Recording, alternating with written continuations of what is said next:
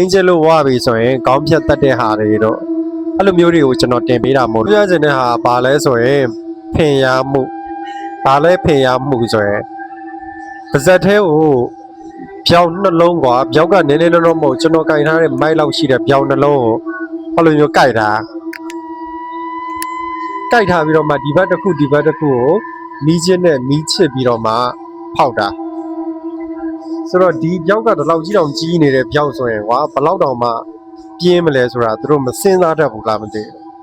အဲ့ဒါဘာဖြစ်သွားလဲဆိုတော့ဒီပါဇက်ကြီးကအောက်မေးမရှိတော့ဟတ်တက်ကြီးပွဲထွက်သွားတာ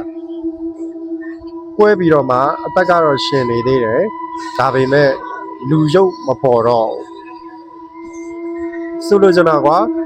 ဒီလိုတွေဖင်ရဖို့မလိုဘူး popular ဖြစ်ချင်တခြားနည်းနဲ့ popular ဖြစ်လို့ရတယ်အဲ့ဒါကိုပြောချင်တာကွာအခုခေတ်ကpopular ဖြစ်ဖို့အတွက်ကိုကိုအသက်စရေရမှလည်းမကြောက်ကြအောင်အဲ့လိုတွေဖြစ်နေတာပြီးတော့ကျွန်တော်ရဲ့ Telegram တင်ပေးထားတာတွေကသွေးထက်တန်ယိုတွေဖြစ်တယ်ကလေးတွေလုံးဝမပြပါနဲ့ပြီးရင်နှလုံးမကောင်းတဲ့လူပြီးရင်နှလုံးမကောင်းတဲ့သူကိုဝင်ဆောင်မိခင်တွေလုံးဝမပြပါနဲ့ဘာလို့လဲဆိုတော့သူတို့တွေလုံးဝမကြည့်တဲ့ဗီဒီယိုတွေပဲတင်ထားလို့ပါဒါပေမဲ့လည်းကျွန်တော်ကပညာပေးဗီဒီယိုတွေဖြစ်တဲ့အတွက်ကြောင့်မို့လို့ဝင်တော့ကြည့်တဲ့ဘာတွေပညာပေးလဲဆိုရင်အခုလိုဆိုင်ငယ်နဲ့ကားနဲ့မစင်မချင်းမောင်းနေလို့မို့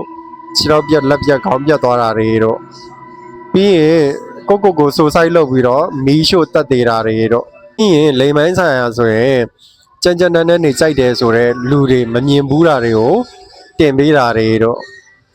ပြီးရင်ဒီအပြစ်မရှိတဲ့ main ကလေးတွေကိုတော်တဲ့ခေါ်သွားပြီးမရင်းကျင်တယ်မရင်းကျင်လို့ဝါပြီဆိုရင်ခေါင်းဖြတ်တတ်တဲ့ဟာတွေတော့အဲ့လိုမျိုးတွေကိုကျွန်တော်တင်ပေးတာမို့လို့ကြည်ရတဲ့လူကြည်ကြပါ